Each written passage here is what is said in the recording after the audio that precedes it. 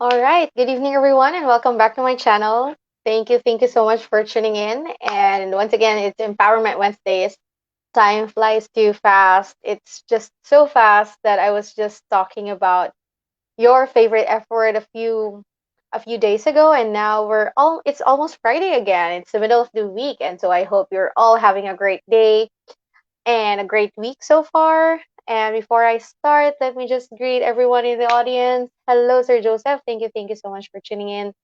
Hello, Ma'am Bueno. Good evening po. Thank you po for tuning in. Okay, our topic for tonight is all about being liked. Thank you, Sir Joseph. Thank you naman. Okay, so our topic for tonight is all about the need to be liked. Do we need to do we really need to be liked? If you are one of those people who's constantly who's constantly thinking about being liked, so then maybe this episode is for you. Because by culture, diba? By culture, we are we are always, we are always kind, we're always polite, we always want to be liked. We always want to be likable, parang ganon. But then again, do we really need to be liked? Especially in the workplace. I mean, with friends, definitely, diba? But in the workplace, do we really need to be liked? Or maybe in general, do we really need to be liked? So that's our topic for tonight. And once again, I'm Irene. I'm a real estate broker in the Philippines. I'm also a motivational speaker and a writer. And I do a lot of things in between, but let's stick to that for branding purposes. And tonight we are going to be talking about another topic under Empowerment Wednesdays, the need to be liked. So let me just share. Oh, it's already there pala. I want to say I'm going to share my screen, but it's already there. So why do we want to be liked? Bakit nga ba gustong-gusto natin na gusto tayo ng ibang tao? So the first one is, of course, the need for acceptance. Every person is different, and so sometimes you are in a place where you are the odd one out. You're the strange one, you're the different one. And so you have this idea that maybe if I walk an extra mile for people, I will be accepted. So yes, the need for acceptance. Next is sense of belongingness. Syempre, if people like you also feel that you belong in that place. And as you know, in Maslow's hierarchy of needs, sense of belongingness is on that list, right? Gusto natin or kailangan natin magkaroon tayo ng sense of belongingness. So, yun, that's why you want to be like. Hello, Sir Noel. Thank you so much for tuning in. Okay, another one is the need for approval. And as you know, as people, we have this need for approval. Hindi lahat ng tao merong need for approval.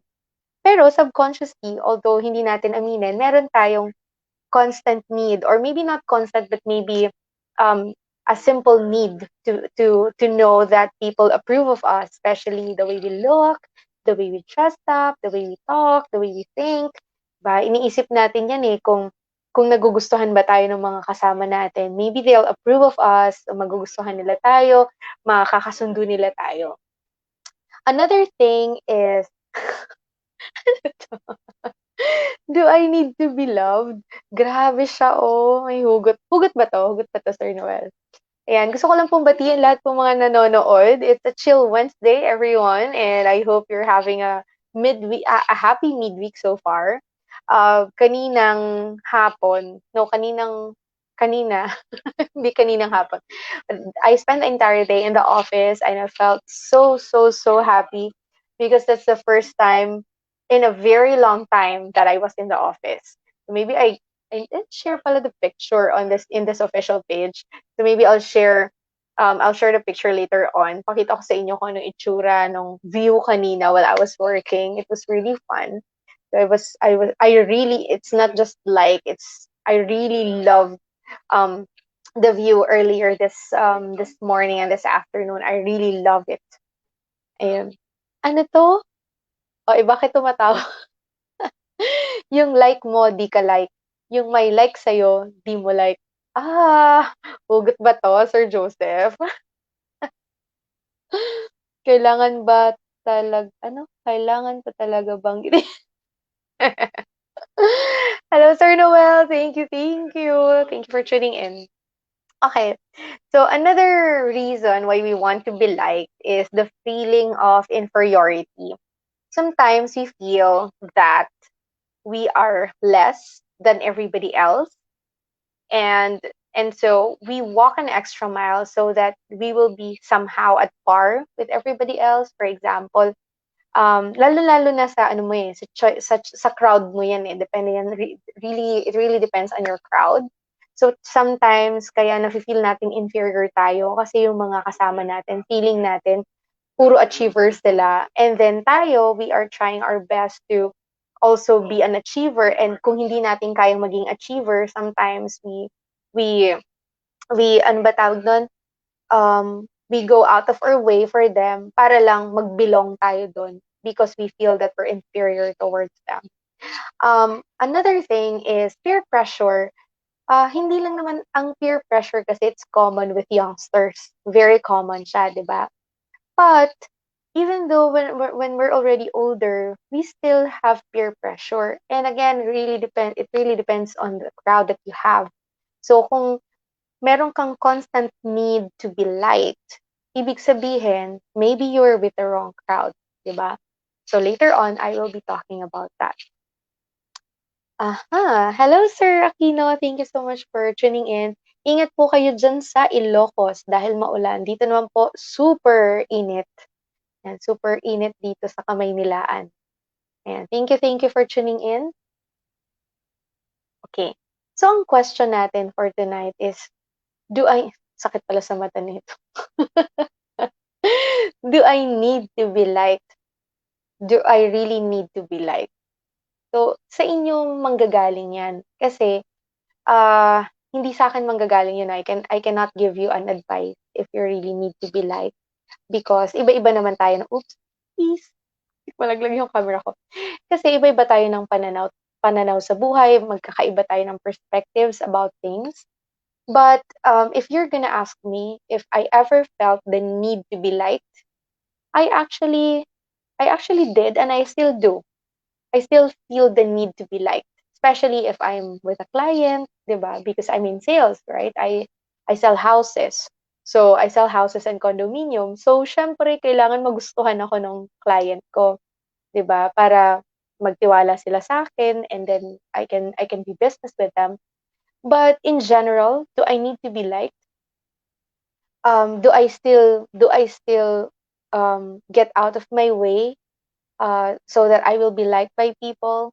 Yes, nung bata ako, nung younger years ko, I would walk an extra mile so that people will get to like me.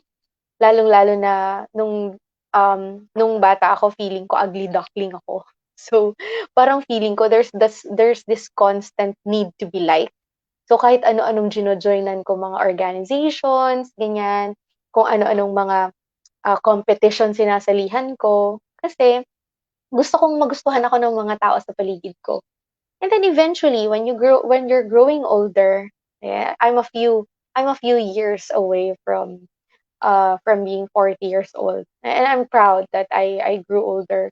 Kasi ang dami kong natutunan as I grew older. So sa mga young audiences natin diyan, to the younger ones in our audience, do not rush your age. Okay, wag kayong masyadong magmadali na tumanda. Kasi as you grow older, mare-realize mo na masarap din maging bata. Pero masarap din tumanda kasi marami kang matututunan as you go along. And syempre, the more na marami kang nakikilalang tao, the more na marami ka ring natututunan from them, from their mistakes and also from their actions, yung mga good actions nila, kung ano yung mga results nun. Yun, marami tayong matututunan. So anyway, going back, do I need to be liked? Ibibigay ko yan sa inyo, yung tanong na yan, kasi kayo lang din ang makakasagot niyan. Alright? But I will be telling you this one. You don't need to always feel the need to be liked. Okay? Hindi mo kailangang maramdaman 'to, okay? How do you get over this? Kung paulit-ulit mo pa ring nararamdaman na kailangan mong magustuhan ka ng mga tao sa paligid mo, here are the tips. Here are the tips on how to get over it. Kasi it's not healthy to want or to need to be liked all the time. Okay, how to get over our constant need to be liked? The first one is to be at peace with yourself. And when we want to be at when this first step is really hard. Sobrang hirap nito kasi inabot ako ng ilang taon bago ko 'to nagawa.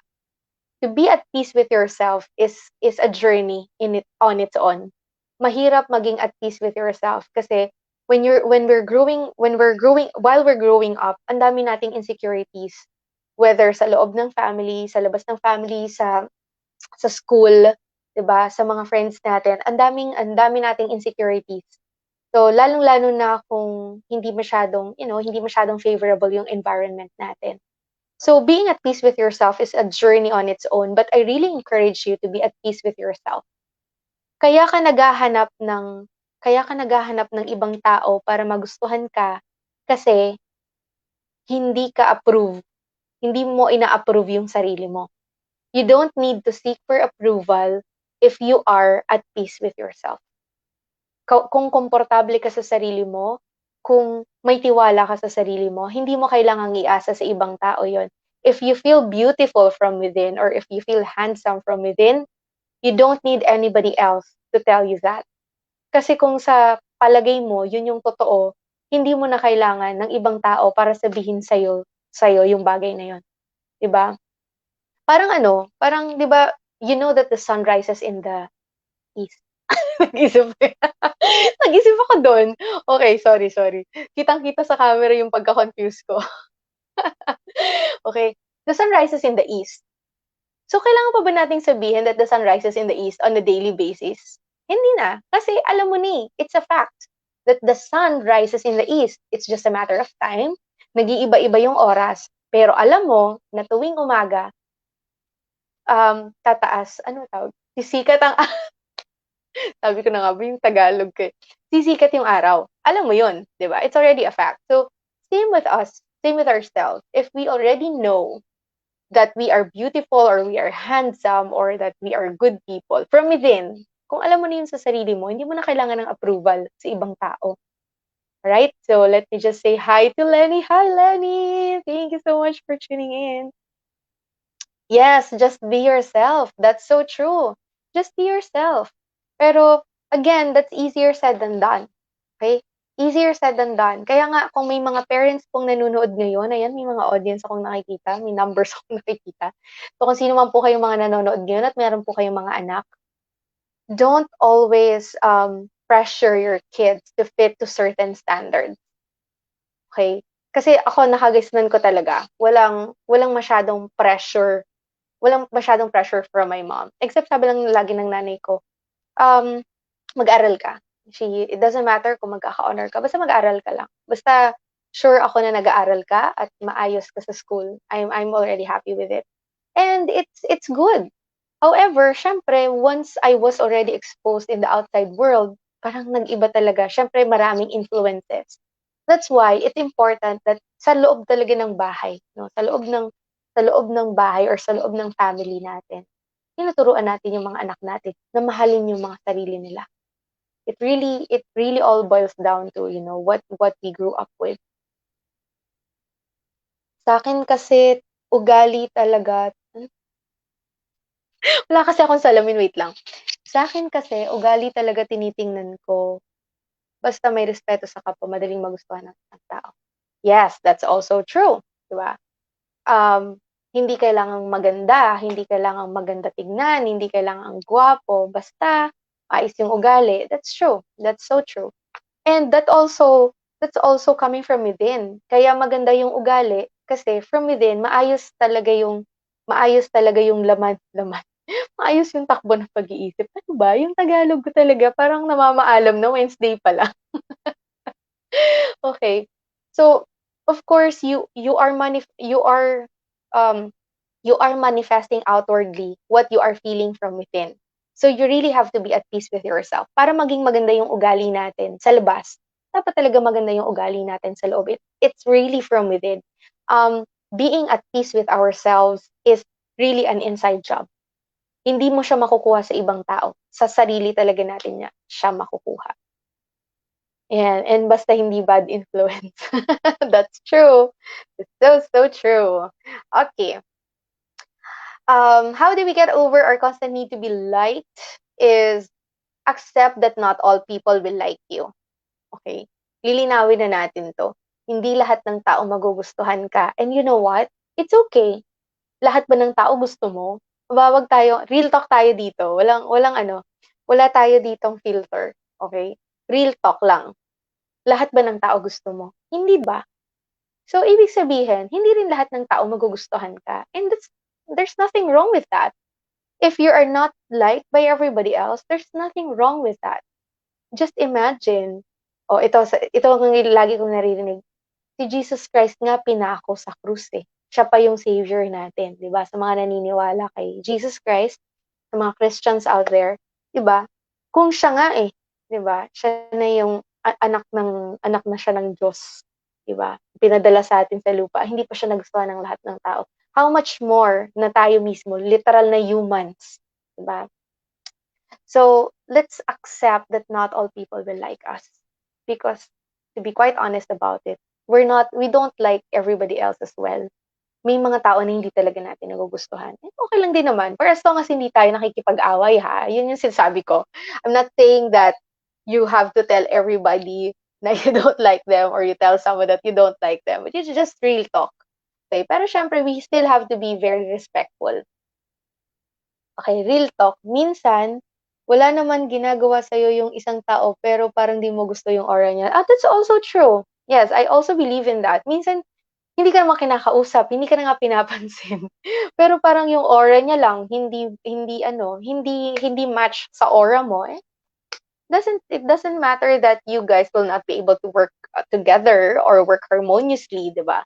Doesn't matter na if you don't like each other, that doesn't matter, lalong-lalo na sa loob ng workplace, but you have to work harmoniously with each other. Ma'am, may kakilala ako na retired fire senior superintendent, mahal na mahal niya sarili, pero di siya mahal ng mga nasa baba niya. Okay, kasi maraming dahilan kung bakit gano'n, 'di ba, sir? Maraming dahilan talaga. Sometimes, maybe yung way ng leadership niya, 'di ba? Hindi talaga basta-bastang nagugustuhan yung mga tao. So, maraming factors din 'yon. Pero tayo, ang makokontrol lang natin is how we respond and how we manage ourselves. Mahirap talaga when we are working with people who are hard to like. Okay? Pero gano'n talaga, life is as it is. Pero I totally agree with you, some people are just so hard to like. Okay? Another thing is realize that your value is not based on somebody else's opinion of you. Okay, lilinawin lang natin, especially for the young audience. Kapag when you're younger, you tend to be more self-critical. Pero feeling ko kahit naman older na, no, self-critical pa rin tayo. But my point here is that we should already stop basing our self-esteem on somebody else's inability to see our worth. Yes, di ba? Kasi minsan, porke, for example, nag-post sa Facebook, lalong-lalo na ngayon, di ba? Yung mga like, di ba? Parang binabase mo na yung self-confidence mo or self-esteem mo sa mga like na nakukuha mo on Facebook. Yan, sa mga younger audience natin, sa mga kabataan dyan. Okay? Don't be so obsessed with the likes sa Facebook tsaka sa Instagram or wherever sa TikTok. Kasi yung iba dyan, hindi man yan totoo eh. Di ba? Yung iba dyan, well, di ba, mga sobrang may mga filters, ganyan. Kung lagi nating binabase yung value natin sa mga likes na nakikita natin sa social media, talagang magka-crash yung ano natin. Magka-crash yung mga self-esteem natin. When I started doing this live stream, yung mga nanonood, siguro isa, dalawa. And I didn't care so much. For as long as sabi ko, for as long as merong isang taong matutulungan yung page ko, masaya na ako dun. I don't care kung may thousand of people na nanonood or may isang tao lang na nanonood. Tutuloy ko lang to. Kasi hindi ko to ginagawa para may mag-like. Ginagawa ko to kasi baka makatulong sa ibang tao. And if you constantly think about your purpose instead of the constant need to be liked, okay? Kaya nilalagay ko siya sa quotation marks. Kasi baka hindi na natin 'to gawin, 'di ba? Kung lagi lang 'yun yung iniisip natin. Pero if you do something for a bigger purpose, 'di ba? When you do something for a bigger purpose, parang parang nare-refresh ka na, kailangan ko 'tong gawin kasi ito yung purpose. Hindi para magustuhan ng mga tao or whatever, pero baka kasi makatulong sa mga tao na kailangan 'tong marinig, 'di ba? Kagaya ngayon ay hindi, maraming nanonood. Maraming nanonood. Thank you so much for tuning in. Ayan. So, ano 'to, egocentric 'no? Yes, may mga tao din namang egocentric. Pero again, wala tayong magagawa sa pananaw nila sa buhay, pero tayo mismo, puwede tayong mag-adjust. Kasi kaya naman nating kontrolin yung mga nararamdaman natin somehow.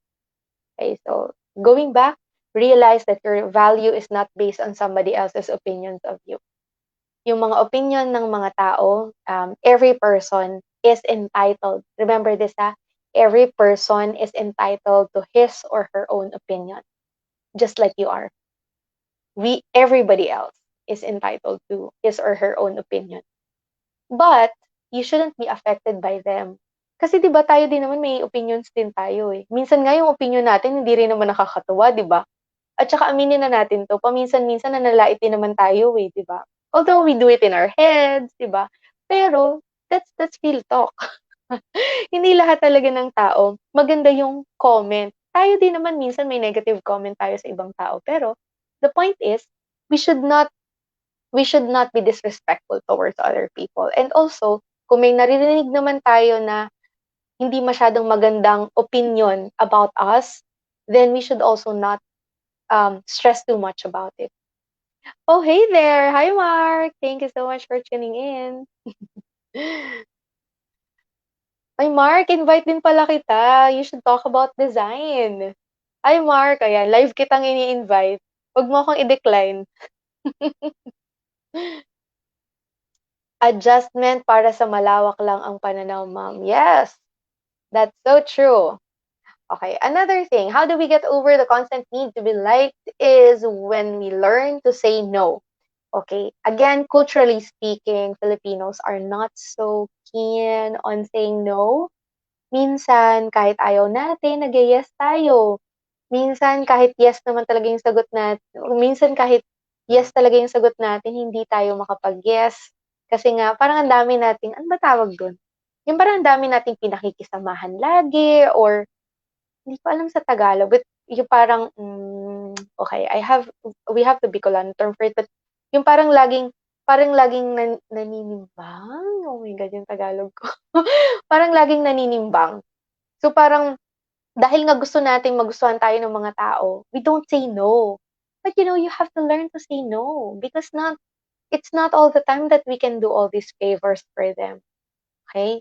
Ang dami kong mga tao na I say no to. And before, medyo mahirap siya gawin. Pero, inunti-unti ko talaga siyang gawin. For example, I say no to yung mga random na lakad na hindi nakasama sa schedule ko. When, pre-pandemic, nagno-no talaga ako. Kasi, syempre uunahin ko yung mga schedules ko, right? And I started to learn how to say no. And gano'n din sana tayo kapagka, say what you mean what you say. That's the rule. Kapag sinabi mong no, no talaga dapat 'yun. Kapag sinabi mong yes, yes talaga dapat 'yun.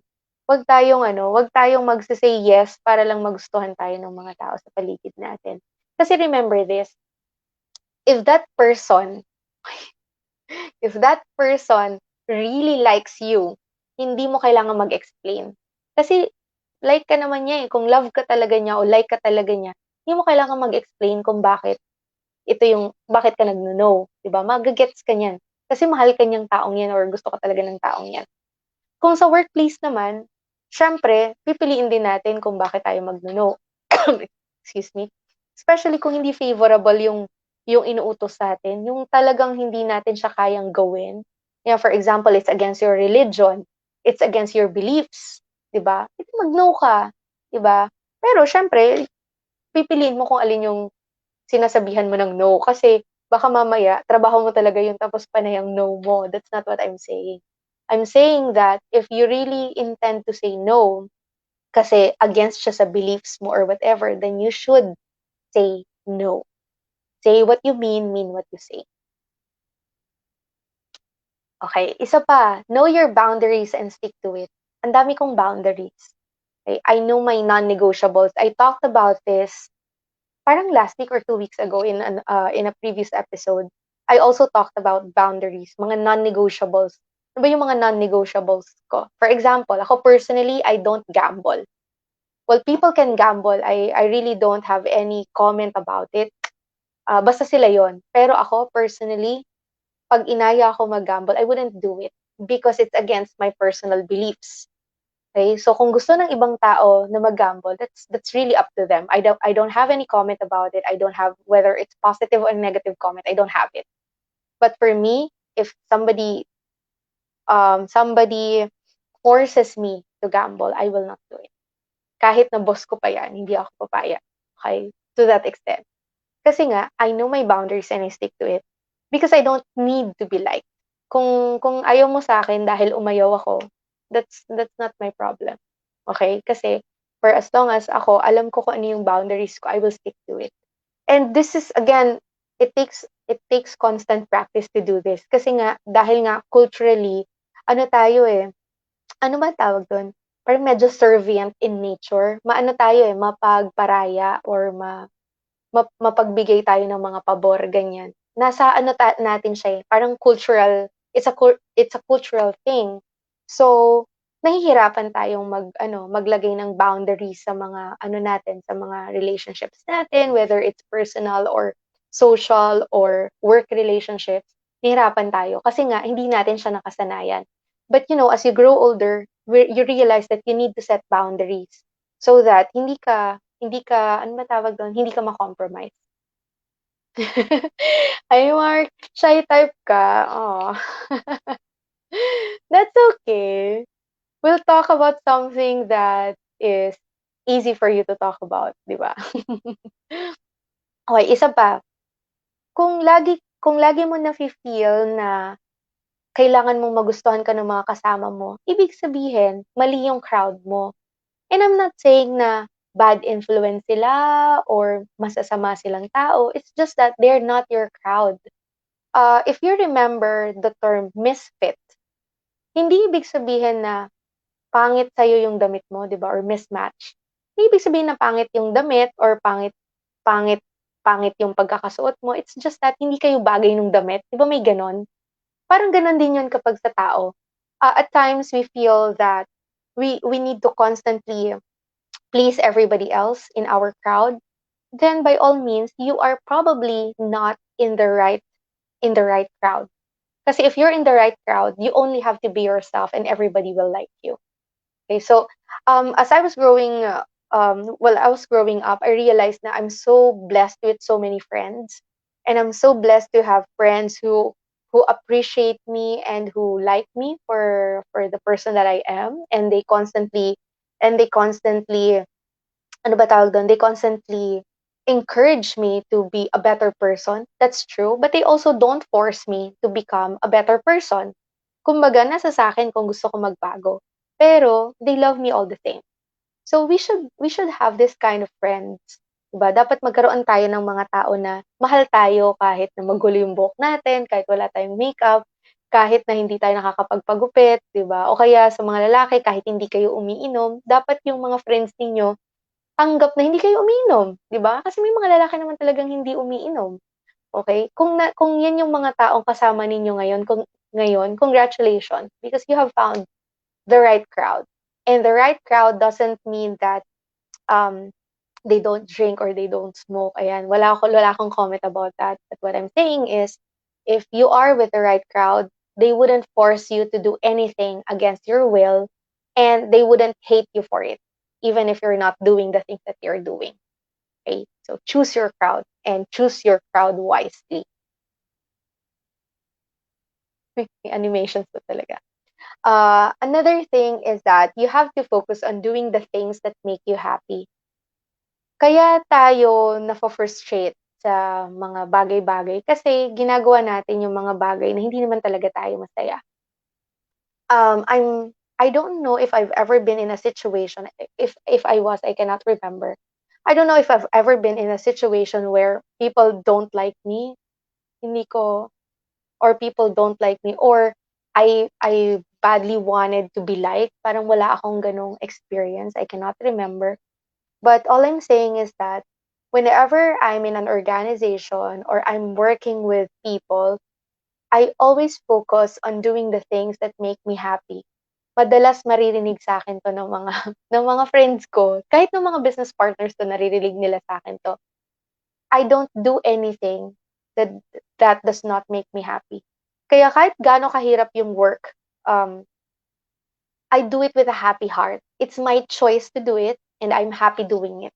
Ganun ako lagi. So that I don't need to force myself to do it. Kasi ganun yung nangyayari sa atin. Medyo maingay yung background ko, sorry. Okay, that's why we want, or that's why we need to be liked kasi ginagawa natin yung mga bagay-bagay kasi hindi naman tayo masaya. So always focus on doing the things that make you happy. Huwag mong gagawin ang isang bagay kung hindi ka masaya. And happiness, again, just like the previous slides that I said, mentioned earlier, it's an inside job. Yung happiness natin, hindi mo siya makukuha sa labas. Dapat makukuha mo siya from within. So, dapat, dun ka mag-focus. Do the things that make you happy, or kung yung mga bagay-bagay na yun, kahit alam niyo yung simpleng hugas lang ng pinggan, find happiness in it. Find joy in it. Okay? Para ano tayo, para happy yung life natin. So that we won't have to seek for everybody else's validation. Kasi kung masaya kasi ginagawa mo, it doesn't matter who you're with or if they like you or if they don't like you. Diba? Kasi masaya ka eh. Hindi mo kailangan ng validation from everybody else. Hello, Ma'am Likudan. Good evening po. Thank you so much for tuning in. Okay. And my final slide. At ayaw niyang gumalaw. Ayaw. Nahuli. And my final slide is my final words for tonight. Hindi pala final words kasi may sasabihin pa ako after. Pero, isa-share ko lang to sa inyong tong quote from Rupi Kaur. I hope I said that right. How you love yourself is how you teach others to love you. Whatever treatment that we get from other people, yan kasi yung nakikita nila sa atin. So for example, kung tingin natin sa sarili natin, we're ugly, we're irresponsible, we're ganito, we're all these negative things, how do you expect people to treat you in a positive way? So ganun yun eh. Kung paano natin tinatrato yung sarili natin, ganun din yung treatment sa atin ng ibang tao. So if you feel like you're a victim, then people will always treat you like a victim. If you treat yourself as a winner, people will also treat you as a winner. Think about it. 'Di ba? Pag paulit-ulit natin sinasabi sa sarili natin na, pangit mo naman, ang pangit mo naman. 'Di ba? Anong maririnig mo sa ibang tao? Tingin niyo ba may maririnig kayo, uy, ang ganda mo, kahit na paulit-ulit mong sinasabi sa sarili mo at sa ibang tao na pangit ka. Parang gano'n. So, everything comes from within. It begins from within so that people will also see the same thing. Whatever you're feeling within you will be manifested outwardly. So, ano yung minamanifest ninyo outwardly? Maganda ba or hindi? Kung paano kayo tinatrato ng ibang tao, minsan pansinin ninyo, how do people treat you? If they treat you in a bad way, maybe it's about time to revisit how you treat yourself. If they treat you in a good way, that's good. Kasi ibig sabihin nun, good din yung treatment mo sa sarili mo from within, di ba? So I hope I was able to make make my get that point across. Oh wow. Hello po, Miss Joy. Wow, ano 'to, nahabol ko 'to. Read these lines po. Thank you, Miss Ice. Aw, thank you po. Thank you. That's very kind. Ayan. So again, a reminder, how you love yourself is how you teach others to love you. So let's love ourselves first. Because if we love ourselves, hindi na natin kailangan ng validation ng ibang tao. Napansin niyo ba, ito ha, ang dami kong friends na mga single and they're in their 40s and 50s. And I always ask them, okay lang sa inyo wala kayong love life? Alam niyo, sagot nila sa akin lagi, alam mo, pag mahal mo yung sarili mo at masaya ka sa sarili mo, hindi mo naman kailangan, hindi ka broken. No, you're a whole person. Walang kulang. If at all may magmamahal sa that's a bonus. Pero kung mahal mo muna yung sarili mo, that's already the best state. Mauna muna yung pagmamahal mo sa sarili mo. Another thing is, of course, when you get into a relationship, wag po kayong papasok sa relationship kasi kailangan mo mabuo. Parang yung lines na, you complete me. Actually, no. You enter a relationship when you're already whole. Don't enter a relationship when you're already broken. Kasi 'di ba, kung aasahan mo yung ibang tao lagi yung magpupuno dun sa brokenness na yon, you'll always end up broken. So love yourself because once you love yourself, people will also love you the way you love yourself. So it's an inside job. Hopefully, I was able to share some insights tonight, and I hope this somehow resonated with you. And just in case this resonated with you, I hope you can also share the video so that maybe another person needs to hear it. So, share nyo yung video kasi baka may mga tao din na kailangan tong marinig. Also, i-announce ko lang po, kung hindi niyo pa po alam, meron din po akong YouTube channel. So, yung mga iba nating episodes naka-upload po sa aking YouTube channel. So, please check YouTube din. Kasi may mga ibang tao nagre-request sa akin, wala daw silang Facebook. Kaya gusto nila mapanood. So, dun ko nilagay sa YT. Okay. Agree po, Miss Ice. Ay, nakakatawa sa yung po last part. Don't worry, ma'am. Meron naman pong replay. So, panoorin niyo po yung, yung simula. Every 8 p.m. we have this live stream. So, again, everyone, thank you so much for tuning in. Every night we have a different theme. And just chime in. You can join the conversation. You can share your experiences. You can also be a guest speaker.